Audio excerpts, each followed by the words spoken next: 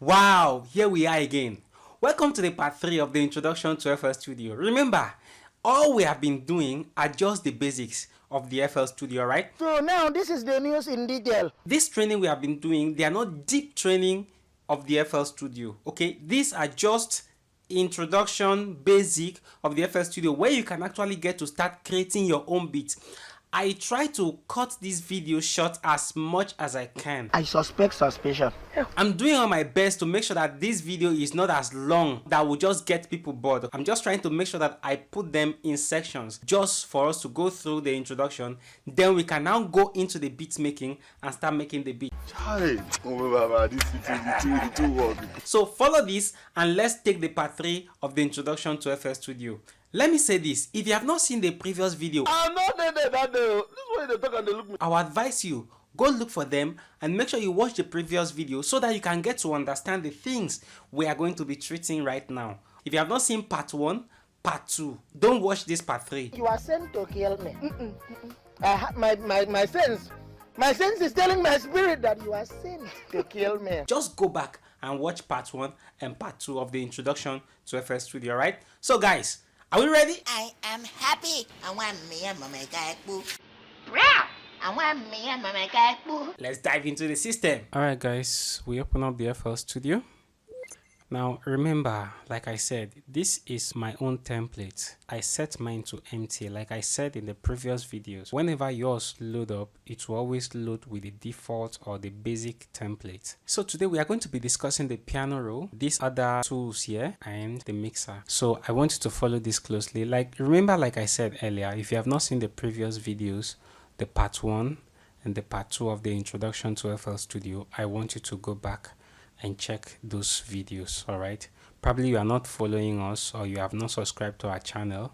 Maybe that's why you are missing out of the previous trainings. So ensure you follow us and subscribe to our channel. Now let's go to the piano roll. Now there are 2 ways which you can actually get to the piano roll. One of the ways to get to the piano roll is by just going up here. All right, now after the playlist view, the next one is the piano roll. All right, so you can now look at it here. What is selected here is the kick. So which simply means that if I get to the piano roll and left click on it, what will happen here is that the kick piano roll is what will open up here. Of course, you can see it here, kick, piano roll, kick. So it's telling you that on this piano roll you are on, what you have here is the kick. You can switch from one sound to another. Now it was initially on click. I've switched from click to clap now. If I open up the channel rack, you will see that what is selected here is now the clap. Why? Because I have switched from kick to clap here. Now if I go back here, switch from clap to hat. If I open up the channel rack, you will see that hat is what is selected here. Okay, and so on and so forth. Depending on how many sounds you have, they will always show up here. Okay, so where you can actually get to switch from one sound to another, and it will automatically select that sound on the channel rack. Okay, so that is one of the ways of getting to the piano roll. The second way, I've closed that now. So the second way to get to the piano roll is by simply right clicking, then you just move to piano roll and left click there. It opens up piano roll for you. Let me take that again. You left click on any of the sounds, so which simply means that despite the fact that kick is the one selected here, if I go here and right click on snare automatically becomes selected, and you can just go to piano roll, open it up, and piano roll opens up for you. So these are the ways of getting to the piano roll. What then is the function of the piano roll?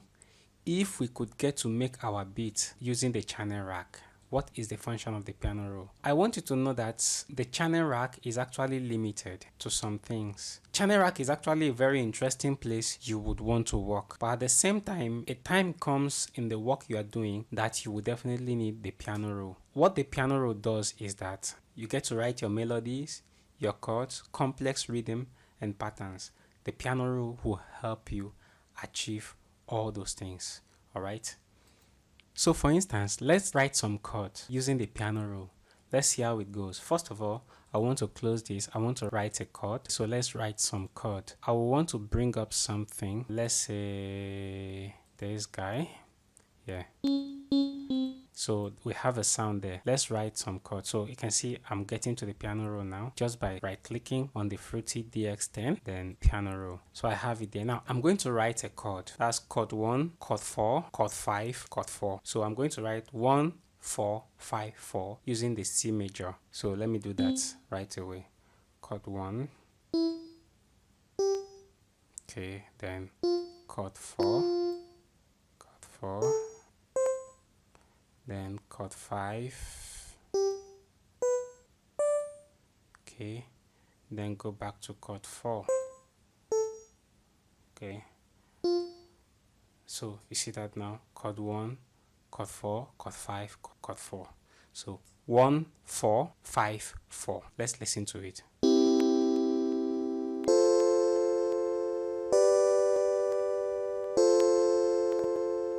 That is it. So the piano roll helps you to write chord. Let me add some bass to it.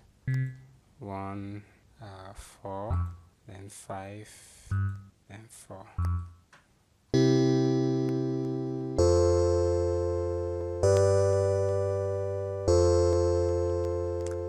All right.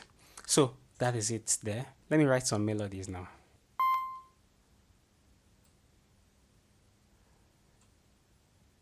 Let me get to write some melodies.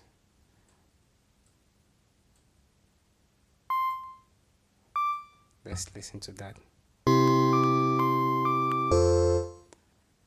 Okay.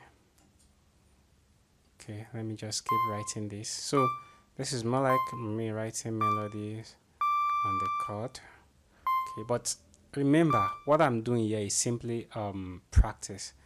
Okay, definitely I will not do this when I want to do reproduction. I'm just showing you how flexible the piano roll is, how it can help you to get to write chords and melodies. All right, so let's listen to that again.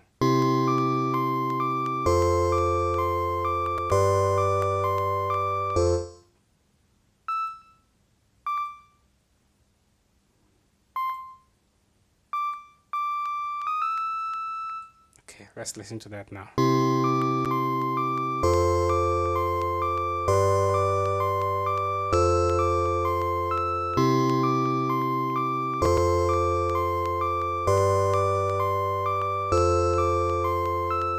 That is what the piano roll can actually do. Very flexible, where you can get to write your chords and you get to write melodies and some complex rhythms and chords. Note this, the same way you draw steps on the step sequencer is the same way in the piano roll, but you have the option to click and drag up and down, left and right to change timing and pitch. You could do this exactly what I just did here. Created some bass lines here, then went up here. Okay, here we have the chords, here you have the melodies. So that is how flexible the piano roll can be. Also, you can actually get to set the duration of each of these just like this. I did something here earlier on where I got to stretch this to reach this particular end here. So you can do that. That is how flexible the piano roll can be. Down the bottom here, you have velocity for each note, where you can get to change the note value by just left clicking and drag down. These are the selected ones. You can actually get to change the value of this particular one selected. Click and drag down to adjust or move up to increase the volume or the value. Also here, you can change what happens to it. Initially, it was a note velocity that we have here. You could actually also get to do what to select it to either pan it, where you can pan it. Exactly what we saw on the channel rack when we brought up the graph editor. So here you can actually get to change what happens where it pans to. You can get to select the ones you want to alter and go ahead and do whatever you want to do with it. Let me return this back first. Let me return this. Okay, so these are the different things you can get to achieve using the piano roll. We will come back to the piano roll when we start creating the beat we are going to be working on. For now, just know that the piano roll gives you room to write melodies, chords, and more complex rhythm and patterns. So let's leave the piano roll for now and let's go and discuss this other button we are looking at here. Here is the draw button. It allows you to draw a note. just like this. You see that? It allows you to draw a note. So just left clicking on it, it enables it or activates it, where you could actually get to do what? To draw notes. Okay, it allows you to draw a note. So by the time you get to the piano roll, all you simply need to draw a note is just to left click. Once you left click, it will definitely draw a note for you. And the note that will be drawn will be of a particular size where you can actually get to extend or reduce. The next one we are going to be looking at is the paint icon here. Once you click on it, the same thing you did on the draw icon, paint will simply paint multiple of this for you. So I left click, hold down, then keep dragging. See what it does. It paints a whole line for me. So it just does the painting. All right. So let's go back. If I go back to the draw will not do that for me. You see that? Draw wouldn't do that. But if I use the paint will do that. Let's say you have so many notes that you want to paint. For example, this works very well with drums. Let's go back to drums. Let me select hi-hat. Now I want to paint hi-hat. Do you see that?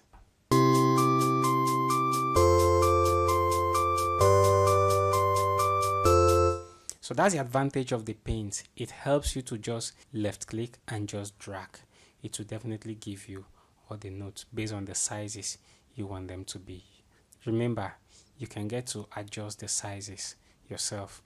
So the next one we are going to look at is the paint sequencer. One thing I want you to know is that while the paint paints notes and repeats them, the paint sequencer simply paints steps and repeats them. Look at the difference. Now you could see that the paint painted notes and repeated them, then the paint sequencer will simply paint steps. Do you see what just happened now? The paint sequencer simply paints steps and repeats them. Well, don't get yourself worked up over this, okay? Over time, as we keep working with the FL Studio, you are going to have better understanding how they work. So for now, just understand that the paint paints in notes, while the paint sequencer paints steps. The next one we are looking at here is the delete. There are actually various ways of deleting. Number one, before we use this delete icon here, first of all, if you want to delete an entire project on a line like this, what you simply do, take your cursor, take it to the last one or the first one, depending on any one you want to. You right click on it. One is deleted already, and you can see that the delete icon automatically shows there, right? So you just drag it over what you want to delete, and automatically, that is using right click, automatically it deletes everything. That is actually the fast way, especially when you are working and you have a whole lot of projects. That's another shortcut you can use. You simply right click and drag. If you don't want to do that and you want to go through the process here, simply come here, left click, and it still gives you the same icon there. You now left click and drag to get to delete all these ones. Okay, once you delete them, especially when you use this icon here, ensure you go back to either click draw, paint, or paint sequencer to continue your work. But then I would like to have the ones I deleted back. Okay, so let me paint them back. Yeah.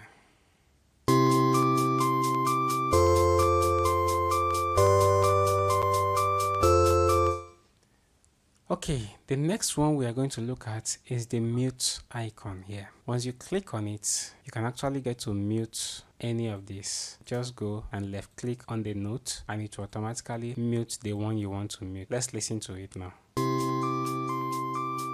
you see that? Okay, so I am muting these other ones by just left clicking. Muting all these other ones by just doing what? Left clicking.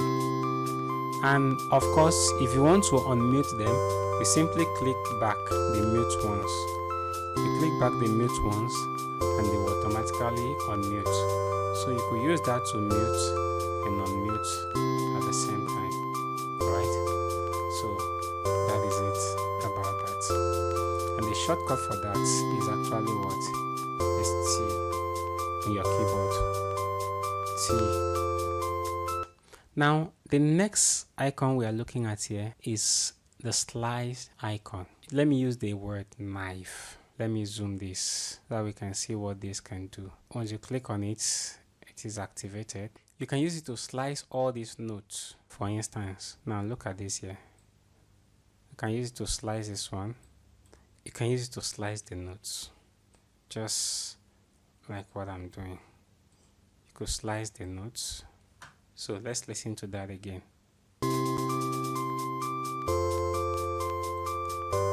Slice the notes.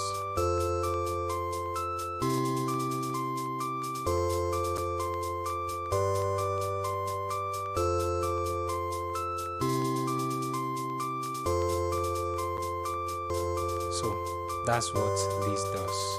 Okay, here you have the select icon here. If I click on it now, see what happens. The icon change, so you can actually get to use it to select any note you want to select. Let's assume you want to select a region. You could actually just use it to select the whole region like this. But then there are shortcuts to all this, which I will definitely show you later. I'm simply showing you the basics right now, just so that you know how all these icons work. Okay, here is the next one we have, and that is the zoom. See what happens here. Click on it. What simply happens is that you can use it to zoom the note. Click on it, it zooms in and zooms out. Here is the playback. What it does is that it allows you to play whatever note you want to listen to. Meaning that if I bring it here, see that?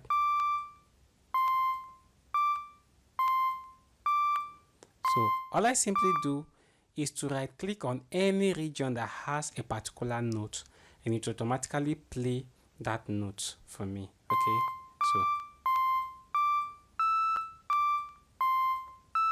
if I get to unmute all these ones here, if I mute this, now if I still go back to the playback, see what it will do. Can you hear that?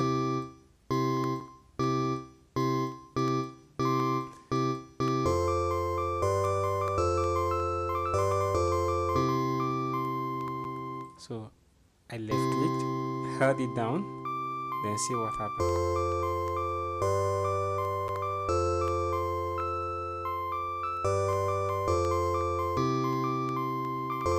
That is what it simply does. Apart from that, now the next one we have here is the play pause pattern.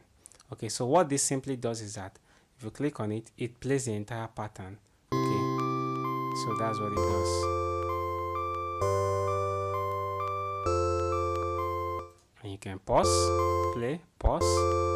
So if you are playing a pattern and you want to pause, so this is where you get to do that. That is it about these icons. You have seen the icons or the buttons. I've used both names for them, either icons or button. Well, you know what I mean. So you simply use all this to do those functions or to achieve those results. All right. So the next thing we are going to be discussing is the mixer. Wow. Let me bring up the mixer.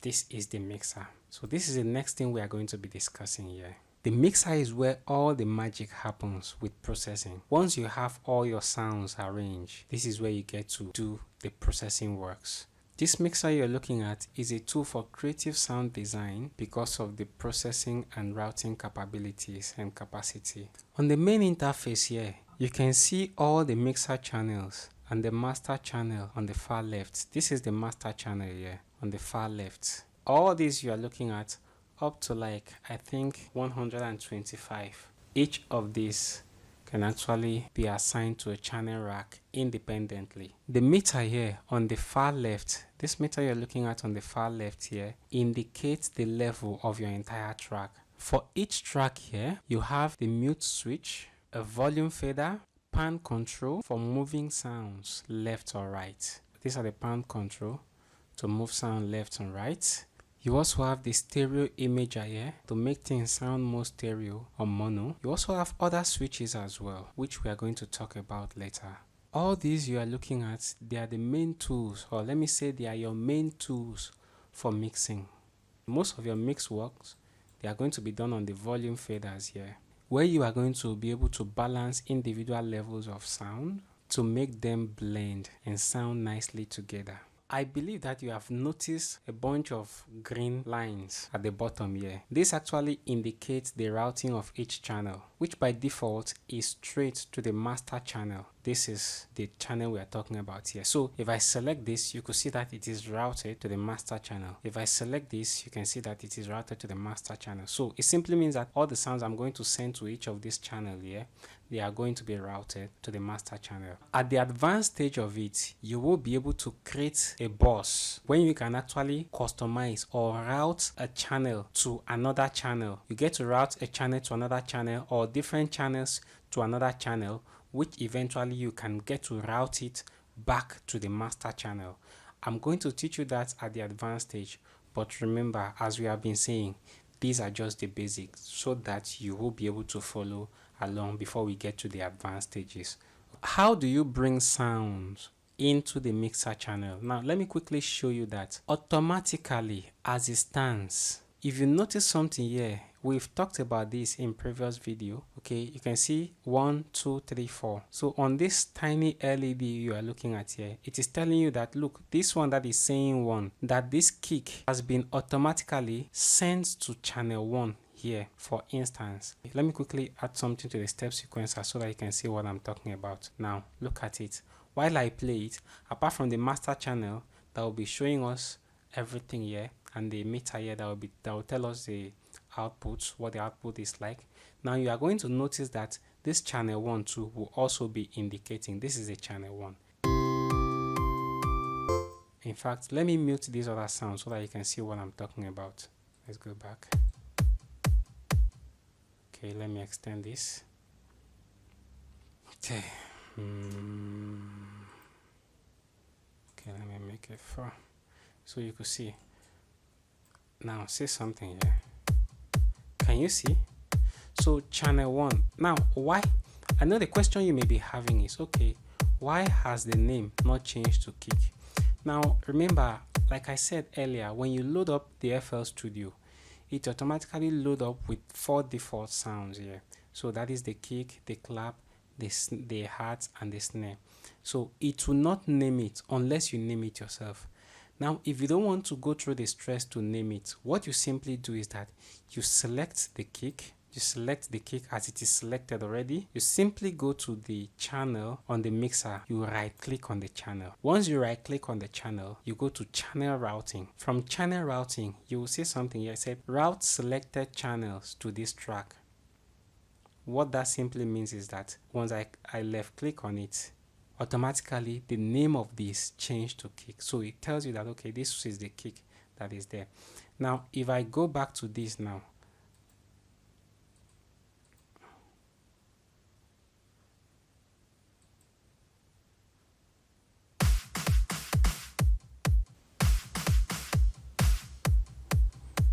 okay, let's repeat that in multiple places.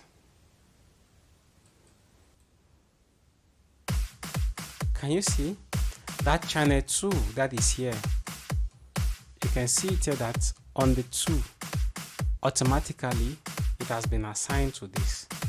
Okay, so now if you have different names that you want to be naming your tracks, no problem, you can just leave it like that. And what you simply do is that, for example, if you don't want to follow the same process by clicking it here, then coming here and assign it or route it to this channel here, if you don't want to do that, okay, the next thing you can actually do is that we have our hat here already. So let me go back and unmute it. Remember the muting process we talked about? You could just go through this and do all this, or you can just click on the keys there and it will automatically unmute everything on that particular key or pitch. Okay, so now we have our hat there. Now the hat is going to continue, but we are not going to use the same process to add the hat. Okay, we are not going to use the same process we did on kick and clap. So let's see now. You will see that channel 3 will automatically play the hi-hat. So can you hear that? So what we are going to do now is that automatically it is on channel 3. If you want to rename this, it's by clicking on it, right clicking on it. Here you can get to change the name, the color and icon. Here it is just the color you will change. Here it is just the icon you will change. But then if you want to change the name, color and icon together, what you simply do is that you could give it a name. Let's say the name here is Heart, but the name I'm going to give it is Hi-Hat. I type Hi-Hat. Now you can get to add icon to it as well. When you click on this arrow here, you can see that it has pointed down now. You click on it, it will bring up icons. Okay, then you can get to choose an icon, though I don't really get to use these icons like that. Okay, but then you can just choose an icon. Okay, that's the Hi-Hat icon. You can choose it. Then you can change the color as well if you want to change color. Here you have color options. You can actually get to select the hue circle here, where you can pick color out of it, or you can select the hue box where you can pick a color, or you can go to color presets and pick a color from there. So, but then let me just use this. You can get to select a color and accept. Can you see that now? After this, you simply accept it here. Once you accept it here, automatically you can see the icon has changed to Hi-Hat and the color has changed and the name too has changed to Hi-Hat. Now this as well too, if you want to change the color and icon too, you can do the same thing. But if you don't want to go through this process, clicking this and clicking this, you can simply click on this and leave it on clap and you change this. Okay, change the icon here, and you can also do what? Change the color here and accept.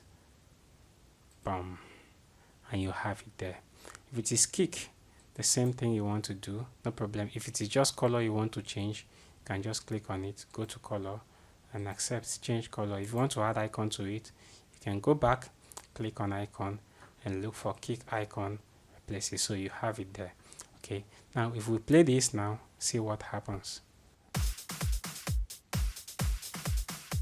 So can you see that?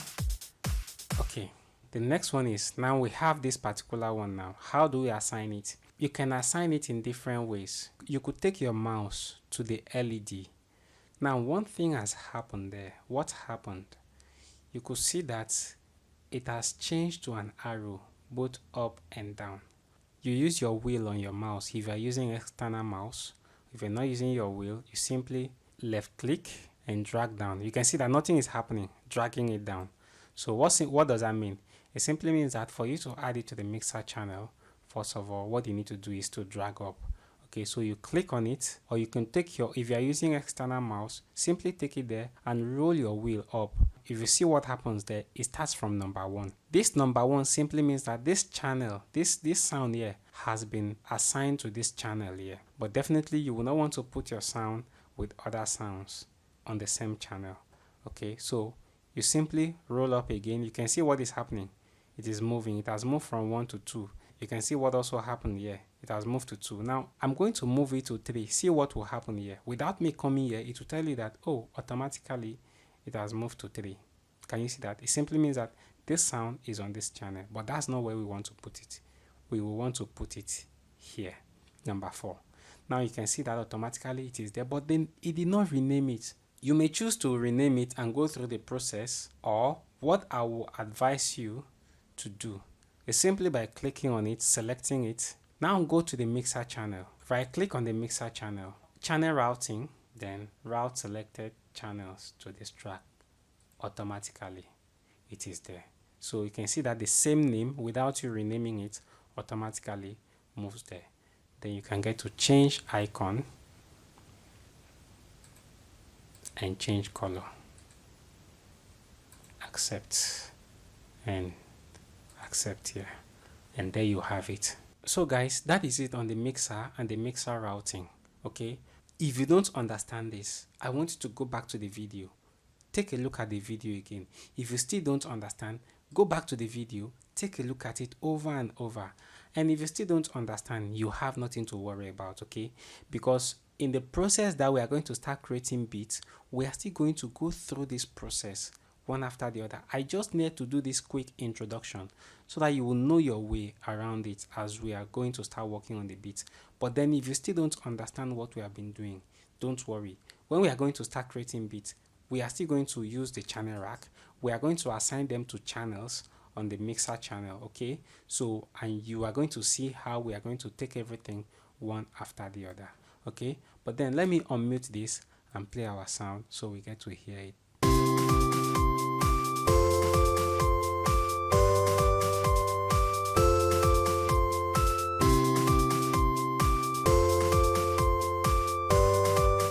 Well, this is sounding funny, but then this is just to show you how the whole thing work, okay? Very soon we are going to start creating our own beats. If you have installed a plugin or some plugins and your FL Studio is not seeing them, you don't need to worry about that, because we know that whenever plugins are being installed on a computer, there are common places that they can actually be traced, okay? First of all, what you need to do is to go to option. Once you click on option, I don't know the version of the FL Studio you are using. If you are using the lower version, of course you may not see this manage plugin here. You might just see file setting, okay? So when you click on the file setting, that is if you are using a lower version of FL Studio, if you have clicked on file setting, you can go to manage plugin. Once you click on manage plugin, okay, it will bring up this. This is a message it will bring up first. You've seen it. You can see all this, but then that's not what we're looking at here. Okay, now what I want you to see now is that each of these folders have my plugins. So this is where you get to click on the plus at the extreme end there. You click on the plus, it will bring up browse for folder here. So you can actually extend it, okay, and get to do what?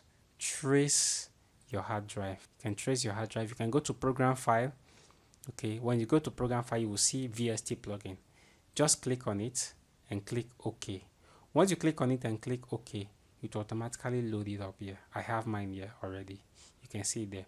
In case you did not see it, under program file, you go to program file 86, okay, and you scroll down, you will see VST plugin. That is one of the ways, okay. You click on it and do what? Once you click on it and click OK. Now, if you have other things installed on your computer, let's say other softwares like the Cubase and other thing, of course, Cubase automatically will have its own VST plugins folder, okay. So you simply go to program file, you look for Steinberg. This is it here. You open Steinberg here, you will see a folder called VST plugin. Under Steinberg, you can click on that and enable that. You can see all my VST plugins there, okay. So you enable that. So by the time you click on that and click OK, they will be highlighted here. You can see mine here. I have different ones here. You can see the Steinberg I talked about here. So there, after you have done that, you click on find plugins. Automatically it will scan your entire computer. It will show you the plugin names, the status of the plugin, if it is okay or if something is wrong with it. It will show you the format if it is VST. It will show you the status of the plugin. It will show you the format if it is FL plugins or a VST you have installed. And it will show you the beat as well. You can see it here. This one, of course, I have this one that is capable, is 32 bits, also 64 bits, okay. Now there are some, depending on the DAW you are using, some may not support 32 bits, okay. So I have, at some point, I have a whole lot of 64 bits installed on my computer as well, 32 bits. Now also it will show you here if it is effect or synth. If it's a synthesizer, it will show you it is a synth. If it is an effect, it will show you it is an effect, okay. So you can see it here, effect, okay. I also have effects. At some point I have synth installed as well. After that, the next thing you will see is the vendor, the company, okay, that manufacture this, okay. So I have here Luzonix. This is Gravity. It has been misbehaving on my computer. You can see the error there. Now all these other ones, Image Line, these are the default ones that came with FL Studio, okay. Then I have all these other ones, okay, all these Ample Bass Acoustic, that is from Ample Sound, okay. Also you can see from Native Instruments, Plugin Alliance, and all these other companies here. That's one of the ways to go about it. Once you have scanned everything like that, you should be able to, your computer should be able to see it under the plugin database. And if you go to the new, you could see them there. Now these are the new I just installed of recent, and you can see them there. So that is it about that. That is one of the ways to go about this. The second way, if you don't want to go through this process by clicking option and getting to file, you could just click option manage plugins. That is if you are using more recent FL Studio, okay, and it will take you to the same process here, okay, where you get to manage plugins. Or you could just click to this add, then more plugins, okay, and it will bring you here, and you can go down here and say manage plugin. So either ways, okay, any of those ways will definitely take you to where you can get to find your plugins, the plugins you get to use for your sound.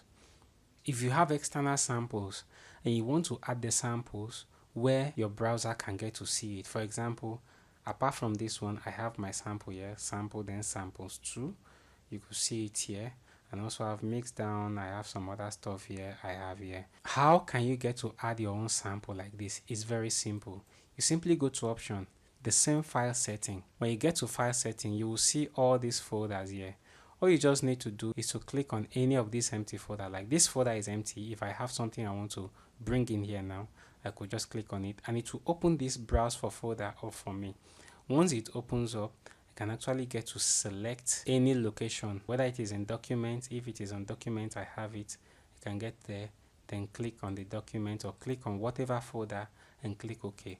Automatically the folder will be added here and you will see it here. Once you see it here, you can get to click on it and you get to find your plugins in it. So here we have come to the end of the introduction of FL Studio. If you have not subscribed to our channel, ensure you do so. And if you are not following us on the social media handles, that is the Facebook, the Instagram, and the Twitter, just make sure you follow us so that you don't get to miss out of any of these trainings we are taking. All right. God bless you. See you in the next video.